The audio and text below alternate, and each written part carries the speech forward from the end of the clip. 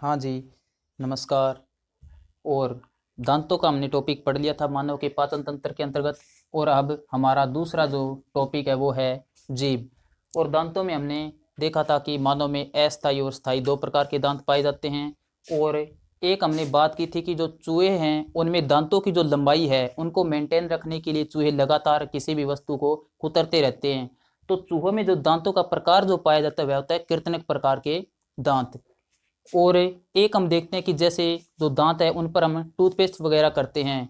तो टूथपेस्ट वगैरह करने का कारण क्या है, उससे हमारा क्या होता है, हमें ये नहीं कि उनको घिस घिस कर दांतों को हमें सफाई करनी है। उनका बस एक सीधा से एक टूथपेस्ट में क्या होता है, क्षारीय पदार्थ होता है। और हमारे जो भोजन हम करते हैं तो दांतों के अंतर्गत कुछ अम्लीय पदार्थों का जमाव हो जाता है। और जैसे हम टूथपेस्ट करेंगे तो क्या होगा, उस टूथपेस्ट से क्षारीय और अम्लीय पदार्थ मिलकर एक दूसरे को उदासीन कर देंगे और हमारे दांतों में किसी प्रकार की कोई भी हानि नहीं होगी। तो देखिए, दांतों के बाद में अब हमारा अगला टॉपिक है जीभ। जीभ बनी किससे है? जीभ बनी है मांसपेशियों से बना हुआ एक भाग है। यानी किससे बना हुआ अंग है ये? तो ये है मांसपेशियों से बना अंग। मांसपेशियों से बना अंग। अब जीभ की हम संरचना देखते हैं तो आप इधर कंप्यूटराइज संरचना जो भी है जीभ की वो भी देख सकते हैं यहाँ पर कि किस तरीके से जीभ हमें दिखाई देती है, उसके क्या क्या भाग, किस प्रकार की कलिकाएं पाई जाती है।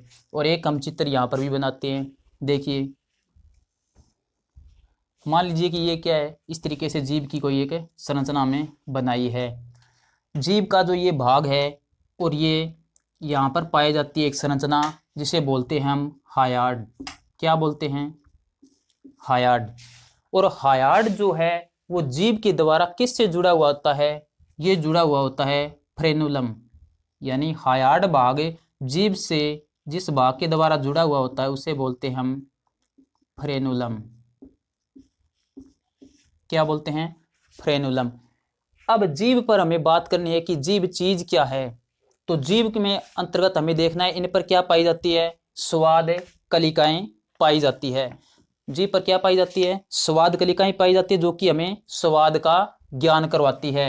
तो देखिए, जीभ का जो भाग है यहाँ पर हम देखते हैं कि जैसे ही कोई व्यक्ति हमारे सामने होता है तो वो क्या होता है, बहुत ही मीठा बोलता है ना। तो इसी तरीके से ये जीभ का बिल्कुल फ्रंट वाला जो भाग है यहाँ पर जो स्वाद कलिकाएं मिलेगी वो किसी भी पदार्थ के किस भाग का हमें ज्ञान कराएगी, उसके मीठा होने का ज्ञान करवाएगी। यानी जीभ का बिल्कुल सामने वाला भाग किसी भी पदार्थ के मिठास के गुण को यानी मीठा होने के गुण को हमें पता करने में सहयोग करता है। और जैसे ही व्यक्ति हमारे पीछे होता है, यानी कि जैसे हम उसके सामने नहीं होते, हमारे पीछे क्या करता है, वो हमारी बुराई करता है। यानी कि क्या बोलता है, कड़वाहट भी बोल सकता है। यानी जीभ का बिल्कुल पीछे वाला भाग जो है यहाँ पर, इस भाग की जो हमारे पास में जो स्वाद का ज्ञान करवाता है वो कैसा होता है, कड़वा। यानी यहाँ का जो स्वाद का भाग है वो कैसा है, कड़वा। और देखिए, जैसे कोई बीच में कोई व्यक्ति मध्यस्थ रहता है, मध्यस्थ करता है, यानी दो किसी वस्तुओं के या फिर दो आदमियों की बातचीत का मध्यस्थ बनता है उनका मुखिया, तो वो क्या करता है, बातों का स्वाद लेता है ना। तो यानी कि जीभ का बिल्कुल बीच का जो भाग है वो कैसा देता है हमें, कोई भी स्वाद नहीं देता। यानी ये होता है स्वादहीन। यानी इसमें किसी प्रकार का स्वाद हमें ग्रहण नहीं लगता। इसके साथ में देखिए, अब कौन से भाग बच गए, जीभ के बिल्कुल साइड वाले भाग। बिल्कुल जस्ट यहाँ पर जो भाग दिखाई देते हैं हमें दोनों तरफ, ये भाग की कैसे स्वाद का ज्ञान करवाते हैं, तो ये करवाते हैं किसी भी पदार्थ के खट्टेपन का। यानी कि खट्टा जो भाग है, खट्टा हम कुछ भी चीज को खाते हैं तो जीभ का कौन सा भाग, ये साइड वाले जो भाग है ये ज्ञान करवाते हैं। स्वादहीन और जो खट्टा है इनके बीच में कुछ कलिकाएं यहाँ पर कुछ और पाई जाती है। और ये कलिकाएं कैसे स्वाद का हमें ज्ञान करवाती है, बोध करवाती है, तो ये करवाती है नमकीन। कैसा? नमकीन। ये हो गया जीभ के विभिन्न प्रकार की स्वाद कलिकाओं से संबंधित। जैसे कि बिल्कुल मध्य का भाग, मध्यस्थ व्यक्ति क्या करता है, हमेशा स्वाद लेता है, यानी स्वादहीन। बिल्कुल हमारे सामने यदि व्यक्ति हो तो हमेशा क्या बोलेगा, मीठा। यानी कि जीभ के बिल्कुल सामने वाला भाग जो वो कैसा, मीठे प्रकार का ज्ञान करवाएगी स्वाद कलिकाएं। बिल्कुल यदि हमारे आदमी पीठ पीछे होता है, जैसे कि पीछे का भाग, तो वो कैसा, कड़वा। यानी कड़वा बोलता है, यानी कि कड़वाहट का ज्ञान करवाता है। और जैसे कि देखिए, जो बिल्कुल स्वादहीन है उसके साइड वाले जो पार्ट है जीभ के, वो कैसे ज्ञान करवाते हैं, खट्टे। यानी कैसे है ये, खट्टे। स्वादहीन और खट्टे, इनके बीच में कुछ कलिकाएं और है और वो किसका ज्ञान करवाती है? नमकीन। क्वेश्चन कैसे पूछ सकता है? क्वेश्चन यही पूछेगा कि जीभ का कौन सा भाग खट्टेपन से संबंधित कलिकाओं से संबंधित है, या फिर हायार्ड जो भाग है वो किससे जुड़ा होता है जीभ से? फ्रेनुलम के द्वारा। या फिर जीभ का बिल्कुल मध्यस्थ भाग है वो कैसा ज्ञान करवाता है? तो उसमें किसी भी प्रकार के स्वाद का ज्ञान नहीं होता, ये स्वादहीन होता है। अब देखिए इसके साथ में हम पढ़ेंगे जीभ के कार्य।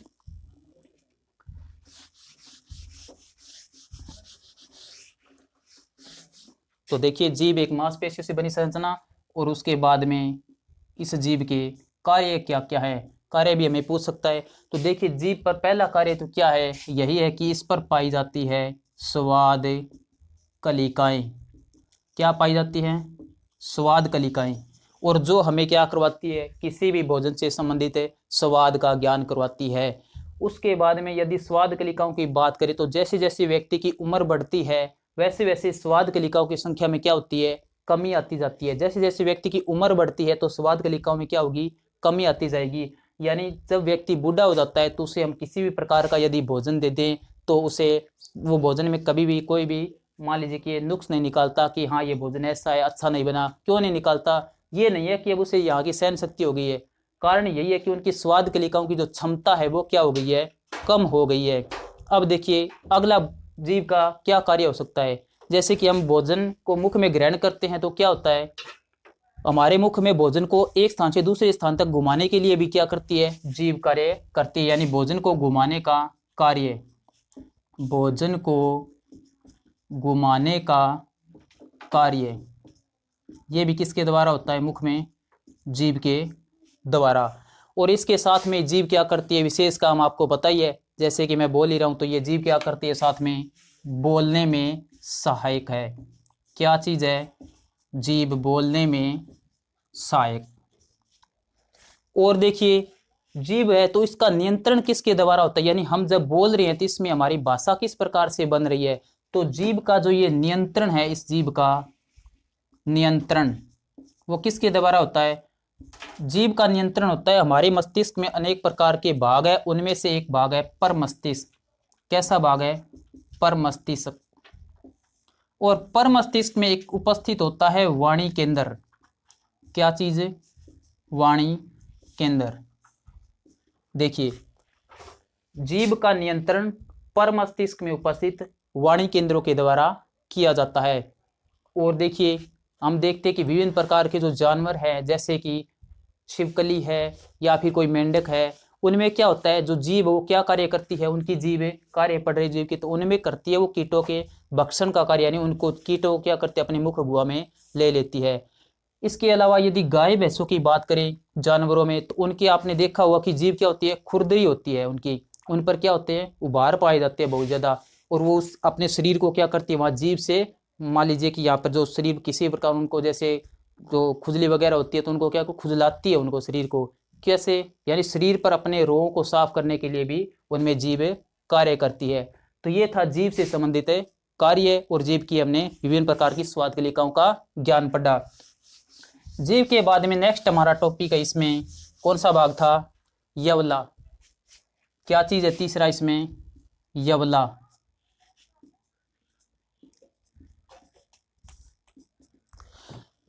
देखिए यवला मैंने आपको बताया था कंठ के सामने हमारे जब हम मुंह देखते हैं तो उसमें हमें एक जो नीचे है मांसपेशी से बनी हुई एक लट की संरचना से मिलती है हमें, और इसे क्या बोलते हैं? हमें यवला। यानी यवला किससे बना है? तो ये भी किससे बना हुआ है? मांसपेशी से बना हुआ है। यानी मांसपेशियों से बनी एक संरचना है, मांसपेशियों से बनी संरचना।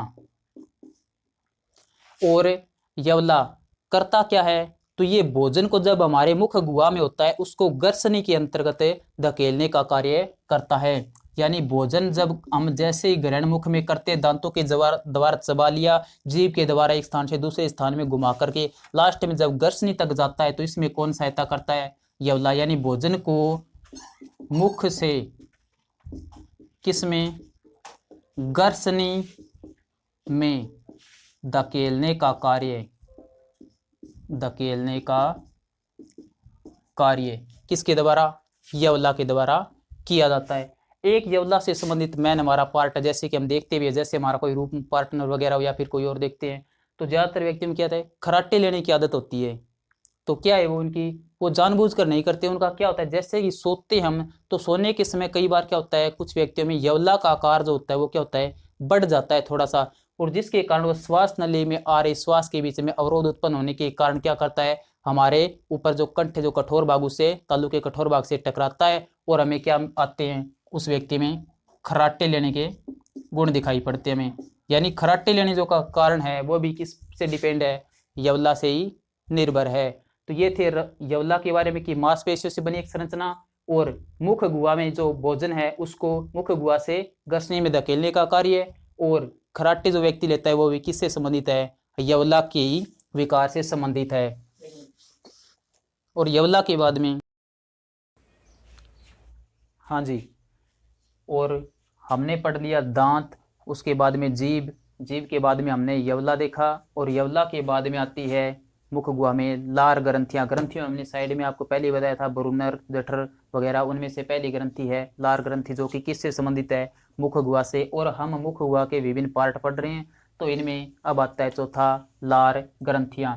क्वेश्चन आपको क्या पूछता है, इंपॉर्टेंट पहला क्वेश्चन यही पूछता है कि मनुष्य में कितनी जोड़ी लार ग्रंथियां पाई जाती है। तो मनुष्य में 3 जोड़ी लार ग्रंथियां पाई जाती है। कितनी जोड़ी पाई जाती है, 3 जोड़ी। उनके नाम क्या क्या हैं, पहला है पैरोटिड, क्या चीज है, पैरोटिड। दूसरा है लिग्वल, कौन सी है, लिग्वल। और तीसरा है सब मैंडिबल, क्या चीज है, सब मैंडिबल। मनुष्य में कितनी जोड़ी लार ग्रंथियां, तो 3 जोड़ी। पूछे कि उनके नाम क्या क्या है, तो पैरोटिड, लिग्वल, सब मैंडिबल। यानी आपको क्वेश्चन दे सकता है, उसमें 4 ऑप्शन, जिसमें से 3 ये दे रखे, और ये क्वेश्चन पूछ ले कि इनमें से लार ग्रंथियां कौन सी नहीं है। तो आपको याद रखना है कि पैरोटिड, लिग्वल और सब मैंडिबल तीनों ही भाग किससे संबंधित है, लार ग्रंथियों से संबंधित है। अब देखिए लार ग्रंथियां करती क्या है, तो लार ग्रंथियां करती है लार का स्राव। क्या करती है, लार का स्राव, यानी लार का सिक्रेशन करती है। और लार ग्रंथियों में क्या पाया जाता है, तो इनमें पाया जाता है 98 से 99% लगभग पानी। 98 से 99% क्या मिलता है इसमें, वाटर, यानी कि इनमें जल पाया जाता है। और 1 से लेकर 2% भाग किसका होता है, एंजाइम का। 1 से लेकर 2% भाग किसका है, एंजाइम। और ग्रंथियां हमेशा किसका, एंजाइम का जो सिक्रेशन करती है, वही पाचन में सहायक होते हैं। हाँ जी, तो देखिए अब आगे लार ग्रंथियों में जो एंजाइम है इनसे संबंधित हम देखते हैं लार ग्रंथियों के एंजाइम,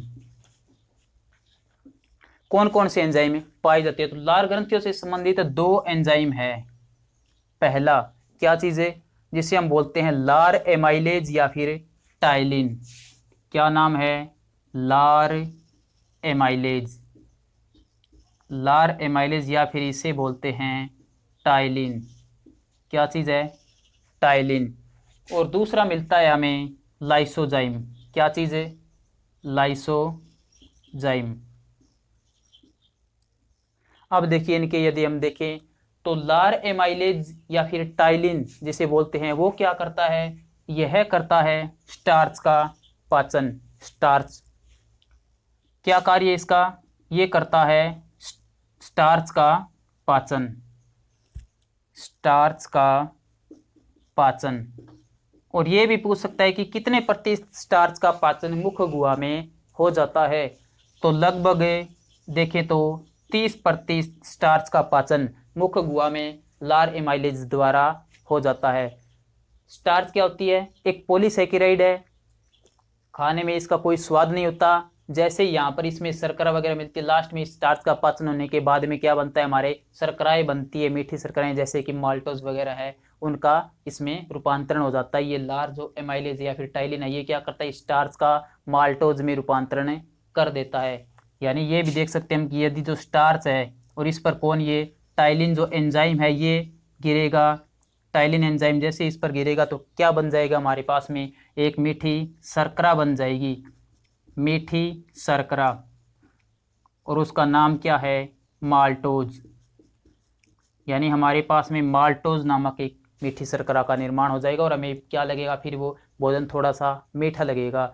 और दूसरा क्या चीज़ है, लाइसोजाइम एंजाइम।